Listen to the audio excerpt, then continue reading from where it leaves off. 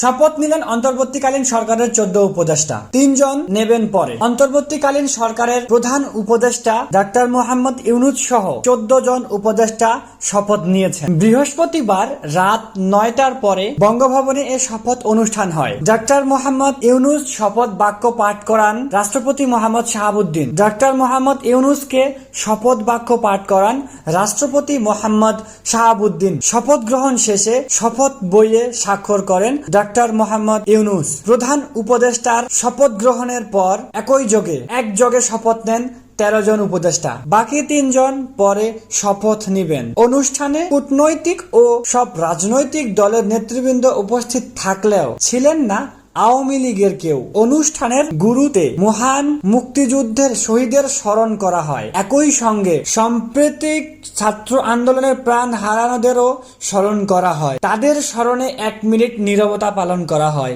Doctor Mohammad ইউনূসের নেতৃত্বাধীন 17 সদস্যদের অন্তর্বর্তীকালীন সরকারের অন্যদের মধ্যে রয়েছেন ফরাজ উদ্দিন আহমেদ, ডাক্তার Asif Nazrul, Adilur Rahman Khan, Hasan Arif, Touhid Hossain, Syeda Rizwana Hasan, Mohammad Nahid Islam, Asif Mahmud Sajib Bhuiyan, brigadier general M Sakhawat Hossain, Supradip Chakma, Farida Akhter, Bidhan Ranjan রায়, আফরাম খালিদ হাসান, নূরজাহান বেগম, শারমিন মুর্শিদ ও ফারুক ইন আজম।